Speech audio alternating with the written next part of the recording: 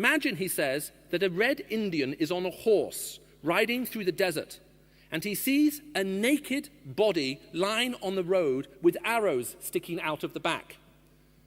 Now, we can safely assume, most probably, that the man that, as Jesus told this story, who was being robbed, was a Jew.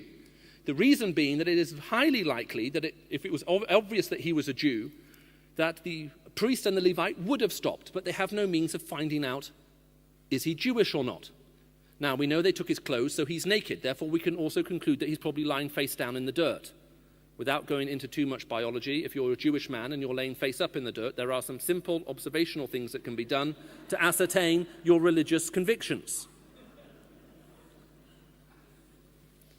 The guy gets down. He rolls the body over. And it's not one of his. It's not a Samaritan. It's a Jew. So he takes him to one of the settlements, to an inn off the road. So, let's go back to our red Indian. He's riding through the desert. He sees a naked body with arrows in the back. He spins it over. It's a cowboy. He puts him on the back of his horse. He takes the horse into Dodge City. He ties up the horse outside of the saloon, and he carries the body in to the bar and places it in front of everybody. He then turns to the barkeeper and says, "Look, here is some money. This guy's one of yours. I'll pay for him. And I'll come back in 2 weeks and I'll settle up the bill." Now, as Jesus tells the story, he stops there. The Samaritan takes the wounded man into the inn, and then he says, which one acted as a neighbor? But the story isn't finished. What do you want to know happens at the end of this story? What do you want to know happens to the red Indian? And the answer is, does he get out alive? Does he leave the saloon bar alive? Or do the other cowboys come around, form a mob, put a noose around a tree, and hang him?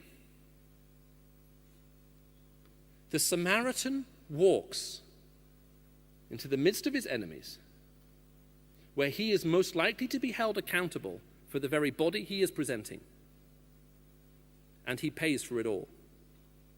This is not a matter of convenience. Christian obedience, Christian morality, the Christian life has never been a matter of convenience. Jesus Christ said, if anyone wants to follow me, he must pick up his cross, deny himself, and come. Otherwise, you cannot be my disciple. It is impossible. As the Western church, are we living this gospel? If we were to stand before our fiercest critics of atheists, agnostics, whatever they may be, would they look at us and conclude that we have domesticated our Christian faith to make us feel better about ourselves? Or would they conclude that we are prepared to lay down our lives for a truth that we could not possibly deny and that we will not renounce? Is the evidence there? We need to call the humanist bluff about the ideology that lies behind humanism. At the same time, we need to listen to the criticism they are making of us. Can it be seen? I was in a country just a few days ago, and I can't name it for obvious reasons. I was talking with a man. We're planning a series of 20, you want to be careful what words I use, 20 groups to go out in this country once a month. So that's going to be 240 over the course of a year, to hand out Bibles to people who were asking for them. And there are two things that hit me about as we were planning this. Number one, these people cannot find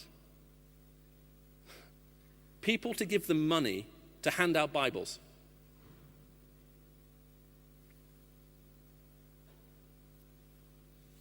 It's going to cost $2,000 a month to fund 240 evangelistic missions.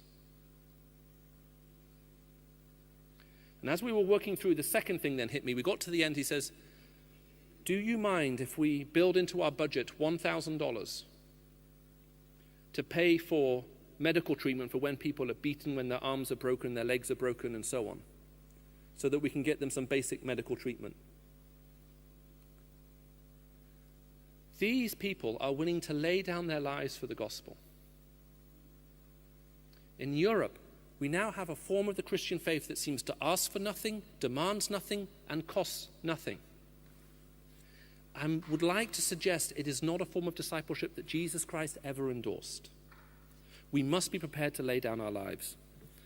I was talking with another dear brother just a few days ago, and he was telling me about one of his trips to Afghanistan.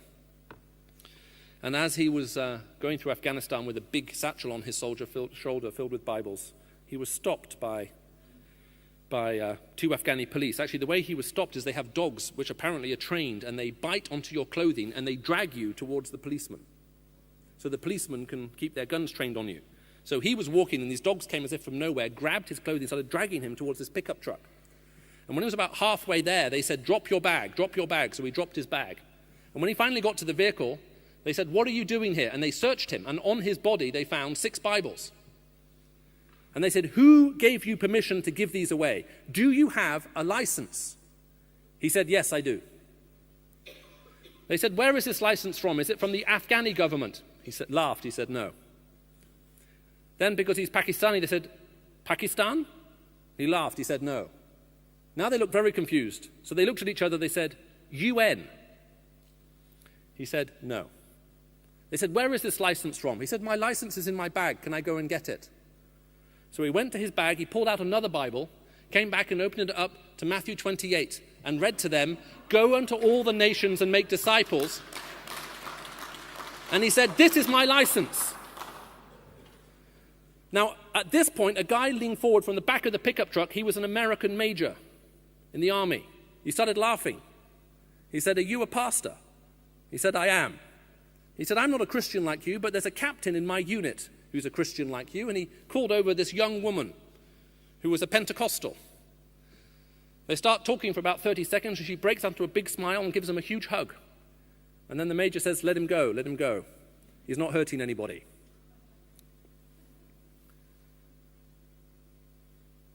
I think there are many philosophical, moral, even sociological, and maybe even now we might even say psychological, which I haven't even touched on, bases to challenge the humanist proposition.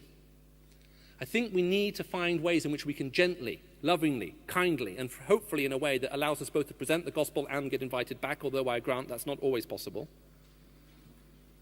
And at the same time, let us listen to what they have to say. Are we willing and prepared to lay down our lives for the gospel? If we're not, it doesn't matter what words we use, they will never be impressed. Let them see the truth of this in our lives. May God bless you.